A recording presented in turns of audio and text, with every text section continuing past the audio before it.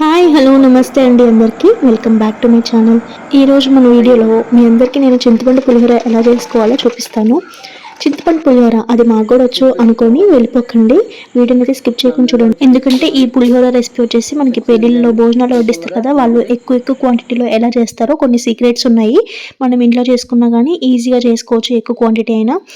మరి ఛానల్ని first time చూస్తే కనుక తప్పకుండా సబ్స్క్రైబ్ చేసుకొని వీడియోని లైక్ చేసి షేర్ చేయండి. శనగ నూనెలో కొద్దిగా మెంతులు ఇంగువ వేసుకొని ఫ్రై చేసుకోవాలి. చింతపండు తాలింపు కోసం చింతపండు పులుసు, నెక్స్ట్ పచ్చిమిర్చి. విన్నారు కదా, ఒరిజినల్ ఆడియో పెడదామంటే వెనకాలైతే చాలా డిస్టర్బెన్స్గా ఉంది, సో వాయిస్ ఓవర్ ఇస్తున్నాను.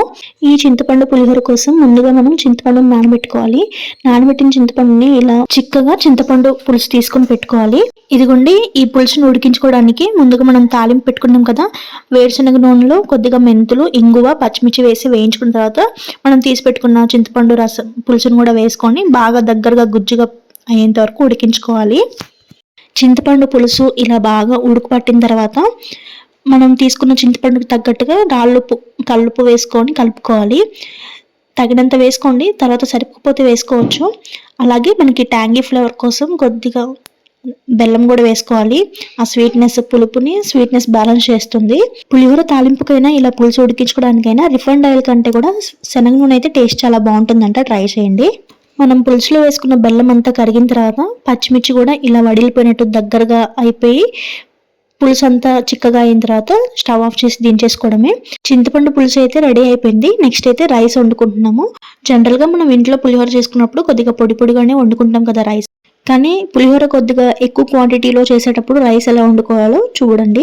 మనం తీసుకున్న బియ్యంని శుభ్రంగా కడిగి నానబెట్టుకొని ఒక గిన్నెలోకి మనం తీసుకున్న క్వాంటిటీ బియ్యానికి తగ్గట్టుగా కాకుండా అత్తేసరు అంటే ఎక్కువగానే నీళ్ళు తీసుకొని బాగా ఉడికించుకొని, ఉడికిన నీళ్ళలో నానబెట్టుకున్న బియ్యం వేసి పసుపు వేసి ఉడికించుకోవాలి. ఒక 70% మధ్య మధ్యలో చెక్ చేసుకుంటూ ఉండాలి. ఎక్కువ వాటర్ వేసాం కదా, ఆ వాటర్ని అయితే ఇలా వార్చేసుకొని పక్కన పెట్టేసి చల్లారనిస్తే రైస్ అంతా పొడిగా అయిపోతుంది. పులిహోరకి రైస్ ఎలా వండుకోవాలి, ఇంకా చింతపండు పులుసు ఎలా ప్రిపేర్ చేసుకోవాలో మొత్తం క్లియర్గా చూసారు కదా. పులిహోర ప్రిపరేషన్లో లాస్ట్ పార్ట్కి వచ్చేసాము. ఇదే మెయిన్, అసలు తాలింపు ఎలా పెట్టుకోవాలో చూసేయండి.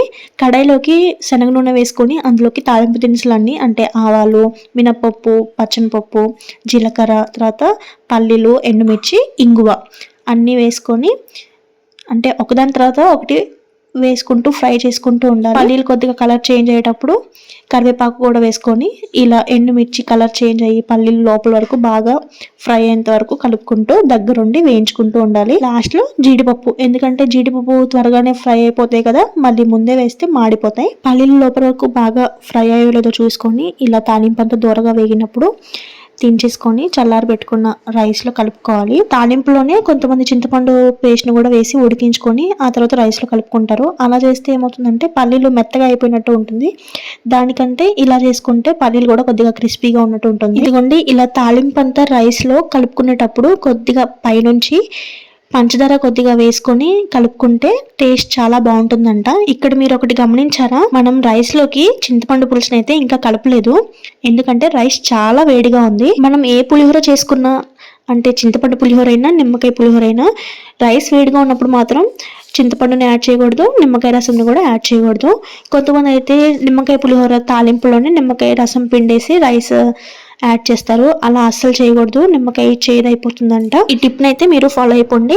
రైస్ చల్లగా అయిన తర్వాత చింతపండు పేస్ట్ వేసుకొని కలుపుకొని టేస్ట్ చేసి ఉప్పు సరిపోతే మీ టేస్ట్ తగ్గట్టుగా మళ్ళీ యాడ్ చేసుకొని కలిపేసుకుంటే టేస్టీ చింతపండు పులిహోర రెడీ అయిపోతుంది. ఇలా చేసిన వెంటనే తినకుండా ఒక 2-3 అవర్స్ తర్వాత తింటే కనుక పులుపంతా రైస్కి పట్టి చాలా బాగుంటుంది కదా. మీరేమంటారు, కమెంట్ చేయండి. బాయ్.